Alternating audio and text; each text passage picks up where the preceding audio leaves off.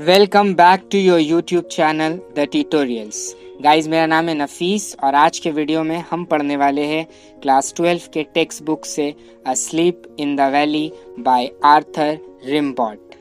Guys, ये video को पूरा देखना और अगर आपको भी ऐसे किसी वीडियो की दरकार है तो आप मुझे इंस्टाग्राम और फेसबुक में बता सकते हैं। मेरा फेसबुक आईडी और इंस्टाग्राम आईडी इस वीडियो के डिस्क्रिप्शन में दिया हुआ है। चैनल में आने वाले नए दोस्तों से रिक्वेस्ट है कि आप चैनल को सब्सक्राइब करके नोटिफिकेशन को भी ऑन कर ले ताकि इस चैनल में जो भी नए वीडियो आएगा उसका नोटिफिकेशन सबसे पहले आप तक पहुंचे।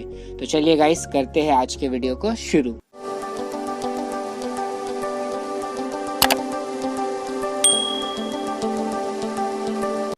आर्थर रिम्बाउड का पूरा नाम जीन निकोलस आर्थर रिम्बाउड है। इनका जन्म 20 अक्टूबर 1854 को फ्रांस में हुआ। इनके फादर एक आर्मी कैप्टन थे। रिम्बाउड ने अपनी सबसे पहली पोइट्री सिर्फ 16 साल की उम्र में 1870 में लिखी। सिर्फ 3 साल पोइट्री लिखने के बाद 19 साल की उम्र में रिम्बाउड ने पोइट्री लिखना छोड़ दिया और वो भी अपने फादर की तरह आर्मी में ज्वाइन हो गए। इन 3 सालों में रिम्बाउड ने इंग्लिश लिटरेचर को जो दिया वो काबिले तारीफ है। इंग्लिश लिटरेचर में फ्री वर्स की शुरुआत रिम्बाउड ने ही की थी। इनके शब्द रियलिटी और इमेजिनेशन के बीच जो रिश्ता कायम करती थी वो हमें किसी और पोएट के पोइट्री में बिल्कुल भी नज़र नहीं आती है।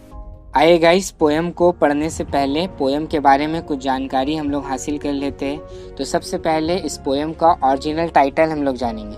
ये पोएम का ओरिजिनल टाइटल ली डॉर्मर डुवेल है। इसी नाम से 1870 में ये पोएम फ्रेंच लैंग्वेज में सबसे पहला बार छपा था, यानी ली डॉर्मर डुवेल। बाद में 1877 में इसको ट्रांसलेट करके इंग्लिश में लिखा गया और इसका नाम दिया गया a sleep in the valley. Guys, अगर हम इस पोएम के टाइप के बारे में बात करें तो ये एक सॉनेट पोएम है, यानी सॉनेट उस पोएम को बोलते हैं जिस पोएम में टोटल 14 लाइन होता है। तो इस पोएम में भी टोटल 14 लाइन है। इस पोएम को हम लोग सॉनेट बोलेंगे। सॉनेट उस पोएम को बोला जाता है जिसमें 14 लाइन होता है। अब सॉनेट भी 2 तरह का होता है, एक इटालियन और एक इंग्लिश।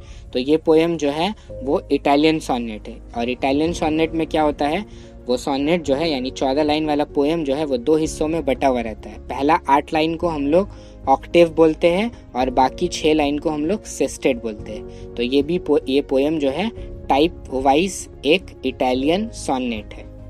गाइज, अब हम आते हैं पोएम का सबसे इम्पोर्टेंट पार्ट में, पोएम का राइम। इस पोएम का राइम है ABCB DEFE FFG HHI। हाँ गाइस, ये पोएम का राइम है। तो अब हम समझते हैं राइम निकलता कैसा है और राइम को हम लोग समझेंगे कैसे और पकड़ेंगे कैसे कि ये वाला पोएम का राइम है। तो सबसे पहले आपको हम बता चुके हैं पोएम में कि ये पोएम जो है वो एक इटालियन सॉनेट है और इटालियन सॉनेट 2 हिस्सों में बटा रहता है, ऑक्टेव और सेस्टेट।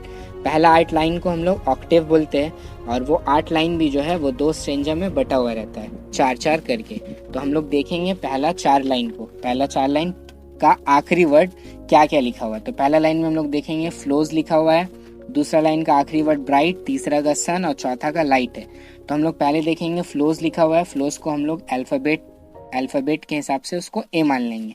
फिर हम लोग देखेंगे ब्राइट, तो फ्लोज और ब्राइट मैच नहीं कर रहा तो हम लोग फिर ब्राइट को बी मान लेंगे। उसके बाद सन्स लिखा हुआ है, तो सन्स भी जो है फ्लोज ब्राइट से मैच नहीं कर रहा तो फिर सन्स को भी जो हम लोग कुछ मान लेंगे, तो सन्स को हम लोग सी मान लेंगे। तो अब हो गया ABC। उसके बाद हम लोग चौथा लाइन जो है, चौथा लाइन का आखिरी वर्ड वो है लाइट, जो कि ब्राइट का साथ मैच कर रहा, राइमिंग कर रहा, ब्राइट और लाइट। तो ब्राइट को हम लोग क्या माना था, ब्राइट को हम लोग माना था बी, इसलिए लाइट भी क्या हो जाएगा, लाइट भी हो जाएगा बी। तो इस तरह पहला 4 लाइन का राइमिंग क्या हुआ, ABCB,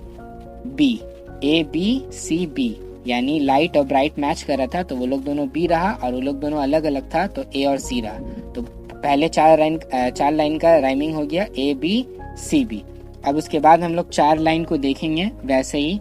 तो दूसरा 4 लाइन का जो है वो पहला वर्ड जो कि लिखा हुआ है माउथ, वो पहला वर्ड जो है हम लोग उसको डी मान लेंगे। उसके बाद हेड है, उसको हम लोग ई मान लेंगे। फिर एफ है अंडर ग्रोथ, उसको एफ मान लेंगे। उसके बाद जो है हेड और बेड मैच कर रहा, तो हेड को हम लोग जो है वो ई माना था, तो इसलिए हम लोग बेट को भी जो है वो ई मान लेंगे। तो बाकी 4 लाइन का राइमिंग क्या होगा, DEFE ऐसे करके। उसके बाद यहाँ ऑक्टेव खत्म हो गया। अब हम लोग सेस्टेट में आएंगे। सेस्टेट 6 लाइन का होता है और 3-3 लाइन में बटा हुआ रहता है। तो पहला सेस्टेट का 3 लाइन देखेंगे तो स्माइल, गाइल और कोल्ड लिखा हुआ है। स्माइल है पहला वर्ड, पहला सेस्टेट का पहला लाइन, तो स्माइल और उसके बाद गाइल दोनों मैच कर रहा है, तो वो लोग दोनों को FF मान लेंगे। कोल्ड अलग है, उसको G मान लेंगे। उसके बाद हम लोग बाकी 3 लाइन में आएंगे सेस्टेट का, तो रेस्ट, ब्रेस्ट और होल से। तो रेस्ट और ब्रेस्ट दोनों मैच कर रहा है, लोग दोनों को H मान लेंगे और आखिरी वाला होल्स को हम लोग I मान लेंगे क्योंकि वो किसी के साथ मैच नहीं कर रहा। तो ऐसे करके इसका राइमिंग हो जाएगा ABCB DEFE FFG HH I। Guys, poem को पढ़ने से पहले आपको बता दें, ये पोएम जो है एक एंटी वॉर पोएम है। ये पोएम को एक एंटी वॉर पोएम बोला जाता है। किस लिए बोला जाता है, जब भी किसी पोएम में किसी वॉर का जिक्र हो, किसी वॉर के बारे में वो पोएम लिखा हुआ हो, तो वो पोएम को हम लोग एंटी वॉर पोएम बोलते हैं। तो ये पोएम में भी वॉर का जिक्र है, इसलिए पोएम को हम लोग भी एंटी वॉर पोएम बोल सकते हैं। और इसमें क्यों वॉर के बारे में लिखा हुआ ये तो आप सबको पहले ही बता चुके हैं, क्योंकि ये ऑथर जो है आर्थर रिम्बार्ड, ये खुद एक फौजी या आर्मी में रह चुका है, तो ये जंग को काफ़ी करीब से देखा है, तो इसलिए उसको वॉर के बारे में काफ़ी अच्छे से पता है, इसलिए वो अपना पोएम में वॉर के बारे में जिक्र कर रहा है। तो ये पोएम को हम लोग एंटी वॉर भी बोल सकते हैं। पोएट कहता है, a small green valley where a slow streams flows and leaves long stands of silver on the bright grass from the mountain top stream the sun's rays they fill the hollow full of light. सबसे पहले यानी ये पहला 4 stanza में जो है poet nature का खूबसूरती को बताना चाह रहा है। अ स्मॉल ग्रीन वैली, एक छोटा सा ग्रीन वैली है, where a slow streams flows, और ऊपर से क्या हो रहा है, एक छोटा सा झरना, काफ़ी आस्ते रफ्तार से एक झरना का पानी गिर रहा है। आप लोग देखे होंगे बहुत सारा वॉलपेपर में, बहुत सारा फिल्म में, है ना। स्ट्रीम्स मतलब होता है झरना, झरना गिर रहा ऊपर से। And leaves long stand of silver on the bright, झरना गिर रहा और वहाँ से सूरज का रोशनी आ रहा, तो वो पानी का वजह से, क्योंकि सूरज का रोशनी पहले पानी में गिर रहा और पानी का फिर जो रिफ्लेक्शन है वो ग्रास में आ रहा, तो ऐसे लग रहा ग्रास में जो है एक सिल्वर टाइप का कलर बना रहा है। From the mountain top stream the sun's raise.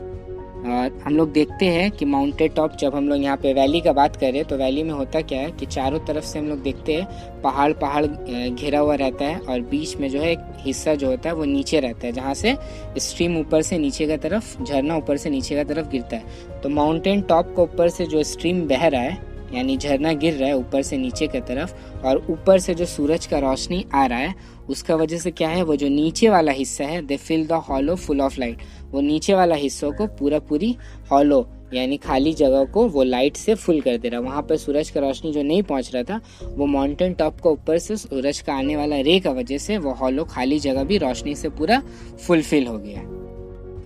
A soldier very young lies open mouth. अब गाइज यहाँ पे एक सोल्जर को पोएट इंट्रोड्यूस किया है। पहला स्ट्रेंजर में तो हम लोग पढ़े, वहाँ पे नेचर की खूबसूरती के बारे में बात कर रहा था। अब दूसरा स्ट्रेंजर का पहले ही लाइन में एक सोल्जर है जो कि बहुत यंग है। यंग मीन्स उसका उम्र काफ़ी कम है। A soldier very young lies open mouth, और वो जो है मुंह खुला हुआ है उसका, और वो मुंह खोल के लाइज यानी लेटा हुआ है। A pillow made of fern beneath his head. अब पिलो मीन्स पता है गाइस, हम लोग तकिया को पिलो बोलते हैं। तो वहाँ पे जाहिर सी बात है, अब वो एक वैली में है, वैली में तो उसको तकिया मिलेगा नहीं। तो एक सोल्जर जब मुंह खोल के सोया हुआ है, काफ़ी यंग है, काफ़ी छोटा उम्र का है, तो वहाँ तो पिलो मिलेगा नहीं। तो वहाँ पे पिलो का काम कौन कर रहा है, पिलो का काम कर रहा है fern beneath his head. Fern यानी घास जो है वो पिलो का काम कर रहा है, और पिलो का काम घास कर रहा है, और वो घास को पिलो बना के वो पोएट सोया हुआ है। अब pillow made of fern beneath his head, उसका सर के नीचे में जो घास है वो पिलो का काम कर रहा है। अस्लीप, अब वो बता रहा पोएट कि वो सोल्जर जो है कैसे, किस हालत में है, अस्लीप यानी मुकम्मल तौर पे वो सोया हुआ है। Stretch in the heavy under growth. Stretch मतलब उसका बॉडी पूरा लेटा हुआ है, सोया हुआ है, माने सीधा बॉडी जो है सीधा करके सोया हुआ है और पूरा बॉडी जो है ज़मीन में है। तो यहाँ अंडर ग्रोथ का माने क्या हुआ? अंडर ग्रोथ का माने हुआ कि हम लोग वैली में देखते हैं कि बहुत सारा अलग अलग डिफरेंट टाइप का घास और छोटा छोटा पौधा वगैरह रहता है। और हम लोग जब घर में सोते हैं तो हम लोग के पास पिलो रहता है, बेड रहता है, लेकिन अब जो वो वैली में सोया हुआ है तो वैली में तो वो सब मिलेगा नहीं। तो वो सारा अलग अलग टाइप का छोटा छोटा पौधा और जो भी वैली में पाया जाता है वो सब जो है वो बेड का काम कर रहा है। किसके लिए? ऑथर के लिए। तो ऑथर के लिए वो जो है अंडर ग्रोथ यानी वो सारा चीज जो है वैली में रहता है वो एक का बना हुआ है, वो एक बहुत बेहतरीन सा बेड बना हुआ है। Pale in his warm green sun soak bed. Pale guys bright का ऑपोजिट होता है यानी अंधेरा। In his warm green sun soak bed, जब सन इतना अच्छा से उसका बेड को गर्म कर दिया है और उसका बेड को इतना अच्छा बना दिया है, अब उसका फिर जो है पोएट का चेहरा तो काफ़ी ब्राइट होना चाहिए था, पोएट को ब्राइट दिखना चाहिए था, लेकिन फिर भी पोएट जो है पेल, उसका चेहरा काफ़ी अंधेरा में है।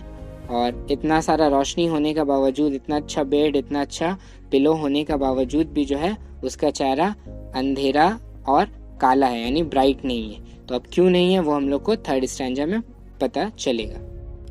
His feet among the flowers his slips.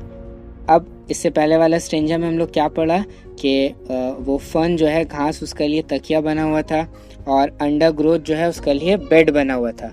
अब हम लोग को ये पोएम में पता चलेगा हिज फीट अमंग द, यानी ये स्ट्रेंजा में पोएट बता रहा his feet among the flowers, यानी उसका पैर कहाँ है? उसका सर तो घास का नीचे तकिया बना हुआ था, उसका बॉडी भी स्ट्रेच किया हुआ था, अंडर ग्रोथ जो है वो बेड का काम कर रहा था। अब उसका फीट जो है वो फ्लावर में, यानी उसका पैर फ्लावर में है। हिज स्लिप्स, वो सोया हुआ है। और कैसे सोया हुआ है? ऐसा सोया हुआ है कि वो स्माइल कर रहा। His smile is like an infants, यानी वो स्माइल कर रहा है लेकिन उसका स्माइल ऐसा वैसा नहीं है बल्कि इन्फेंट से यानी शरीफ वाला तरीका का है, यानी हल्का सा मुस्कुरा रहा है। इन्फेंट मतलब, और कैसा स्माइल हो रहा है उसका? जेंटल विदाउट गाइल, यानी उसका स्माइल जो है वो एक जेंटल है, किसी मकसद के लिए नहीं है। कभी कभार क्या होता है गाइस हम लोग का लाइफ में कि सामने वाला कोई जोक सुनाया या सामने वाला कुछ बोला तो उसको अच्छा दिखने के लिए ऐसा लगे कि वो जो बात बोला वो हमको समझ में आया उससे और उसका बात से हमको हंसी आया, तो इंसान को नहीं आने का बावजूद भी इंसान क्या करता है? कभी कभार हंसता है मकसद के लिए ताकि वो सामने वाला खुश हो। लेकिन यहाँ पे जो उसका स्माइल है सोल्जर का वो जेंटल विदाउट गाइल है, वो जेंटल स्माइल है, बिना आवाज वाला स्माइल है और कोई मकसद के लिए वो नहीं हंस रहा है। Nature keep him warm he might catch cold. अब यहाँ पे पोएट के लिए जो है वो सोल्जर के लिए, पोएट को वो सोल्जर के लिए एक सॉफ्ट कॉर्नर तैयार हो गया। तो पोएट जो है वो नेचर को क्या बोल रहा है? Keep him warm. इसको जो है क्योंकि फ्रांस एक ठंडा वाला देश है, वहाँ पे हर वक्त ज़्यादातर ठंडा रहता है और वो ज़मीन में सोया हुआ है तो हो सकता है सोल्जर को ठंडा लग जाए, इसलिए नेचर से दरख्वास्त कर रहा, रिक्वेस्ट कर रहा पोएट कि कीप हिम वार्म, उसको जो है गर्मी प्रोवाइड करते रहो। ही मे कैच कोल्ड, कहीं उसको ठंडा ना जकड़ ले, पकड़ ले। The humming insect do in disturb his rest. अब आगे पोएट बता रहा है द हमिंग इंसेक्ट, जो हम लोग देखते हैं अलग अलग तरीके से कीड़ा, मच्छर, मक्खी, जब हम लोग रात को या दिन में सोते हैं तो हम लोग का आसपास आके भिन भिना कर डिस्टर्ब करता रहता है। तो पोएट बोल रहा कि वो हार्मिंग इंसेक्ट भी जो है वो इसको डिस्टर्ब नहीं कर रहा है, इसका रेस्ट को, यानी उतना देर से जो सोल्जर सोया हुआ है तो उसका आसपास कीड़ा वगैरह जो है भिन भिना रहा, मक्खी, मच्छर और जो भी वगैरह वैली में कीड़ा है वो सारा लोग जो है आसपास इसका भिन भिना रहा, लेकिन इसका रेस्ट फिर भी जो है डिस्टर्ब नहीं हो रहा, यानी इसका नींद कोई किसी भी तरीके से खराब नहीं हो रहा। His sleeps in sunlight, वो सूरज की रोशनी में सोया हुआ है। One hand on his breast, उसका एक हाथ उसका सीना में है। At peace, और बहुत शांति से सोया हुआ है। In his side there are 2 red holes, और उसका साइड में यानी पसली का तरफ 2 रेड होल्स है, यानी वो सोल्जर को गोली लगा हुआ है। गाइस अब यहाँ हमको समझने वाला बात है कि पूरा पोएम में जो है पोएट हम लोग से सरप्राइजली ये सारा बात छुपा के रखा था और हम लोग को तब से पता नहीं चल रहा था। है ना। हम लोग को पहला स्ट्रेंजर में नेचर का खूबसूरती के बारे में बताया, उसके बाद बताया एक सोल्जर, यंग सोल्जर सोया हुआ है, उसके बाद बताया कैसे नेचर जो है उसके लिए पिलो, उसके लिए बेड, उसका फीड जो है फ्लावर में उसको सब प्रोवाइड कर रहा है ना। पोएट उसके लिए रिक्वेस्ट भी किया कि नेचर उसको जो है वार्म प्रोवाइड करो, उसको कोल्ड कैच नहीं कर ले, है ना, ताकि उसको ठंडा नहीं लगे। हम लोग को वहीं पे हिंट मिला था कि जाहिर सी बात है जब कोई जिंदा इंसान सो के रहता है तो क्या होता है, हार्मिंग इंसेक्ट जब उसका आसपास घूमेगा तो खुद ब खुद उसका नींद टूट जाएगा, उसको डिस्टर्ब होगा। लेकिन यहाँ पे हार्मिंग इंसेक्ट भी उसको नुकसान नहीं पहुँचा रहा था। इसका मतलब क्या हुआ, इसका मतलब ये हुआ कि वो जो सोल्जर है जिसके बारे में ये पूरा पोयम में डिस्कस हुआ है, वो सोल्जर जिंदा नहीं है बल्कि मरा हुआ है। ये बात पहले हमको ये पोयम का सबसे पहला मकसद यही बताना था कि हम लोग को डेथ एक्सेप्ट करना है कि जो इंसान दुनिया में आया है वो एक न एक दिन किसी भी हाल में कभी भी जब उसका मौत आएगा तो वो मरेगा। दूसरा मकसद था ये पोयम में पोएट का बताने का कि नेचर कितना खूबसूरत होता है ना, नेचर का खूबसूरती को बताया। और तीसरा मकसद था वॉर, जो हम पहले बता दिए, ये पोयम एक एंटी वॉर है, यानी पोयम में वॉर के बारे में लिखा हुआ है। यानी वॉर जो है एक दुनिया में इतना ख़राब चीज़ है कि ये किसी भी इंसान को बकसने वाला नहीं है, कोई भी इंसान इससे बच नहीं सकता। अभी हम लोग देखा ये इतना छोटा सा बच्चा, एक छोटा सा यंग सोल्जर, हम लोग तो अपना गाइस कितना सारा लोग है जो 40 साल 50 साल 60 साल 70 साल अपना ज़िंदगी गुजार लेते, अपना ज़िंदगी का सारा मज़ा ले लेते। लेकिन ये छोटा सा बच्चा जिसको ज़िंदगी के बारे में अभी ठीक से पता भी नहीं था, जो नया जो है वो आर्मी में शामिल हुआ था और इतना छोटा उम्र में पूरा ज़िंदगी का मज़ा लिए, ज़िंदगी के बारे में ठीक से उसको पता भी नहीं चला, और दुश्मन जो है उसको इतना बेदर्दी से 2 होल, यानी 1 गोली भी नहीं मारा, 2 गोली मार के उसको मार दिया। यानी दुश्मन सामने में देखता नहीं है कि बच्चा है, बूढ़ा है, नौजवान है, कैसा है। यानी बस सामने अगर कोई दुश्मन बच्चा भी हो तो उस पर भी जो है वॉर एक ऐसा चीज़ है, उस पर भी लोग जो है गोली चलाने में, उसको मारने में सक्षम हो जाते हैं। यानी वॉर इतना ख़राब चीज़ है कि एक छोटा बच्चा को भी जो है बकसता नहीं है, एक छोटा बच्चा को भी छोड़ता नहीं है। तो इससे हम लोग को समझ में आया कि जो भी कंट्री में हम लोग रहते हैं, हर देश को कोशिश करना चाहिए कि किसी भी हाल में जो है वो कहीं पे भी वॉर नहीं हो, क्योंकि वॉर से जो है हर एक इंसान का, हर एक देश में रहने वाले वासियों का जो है सिर्फ और सिर्फ बर्बादी होता है। कोई एक इंसान जो है अपना पूरा ज़िंदगी में ठीक से ज़िंदगी को देख भी नहीं पाता और अपना ज़िंदगी से हाथ धो बैठता है। तो गाइस, उम्मीद करते हैं ये वीडियो आपको पसंद आया होगा। अगर कोई क्लास 12 का बच्चा आपके जानकारी में है, आपका कोई फ्रेंड है, दोस्त है, तो उसको ये वीडियो दिखाए, उस तक ये वीडियो पहुँचाए। और उम्मीद करते हैं कि आपको ये वीडियो एक बार पसंद आएगा और आप जो है अपने दोस्तों में ये वीडियो को शेयर करेंगे, ये वीडियो को फॉरवर्ड करेंगे। और जो नए दोस्त हैं जो इस चैनल में पहली बार आए हैं, उस चैनल को सब्सक्राइब करेंगे और आने वाला वीडियो को भी देखेंगे। तो दोस्त, आपका सबसे पहला और सबसे इम्पॉर्टेंट काम है कि आप ज़्यादा से ज़्यादा इस वीडियो को फैलाएं। तो चलिए मिलते हैं फिर और किसी वीडियो में।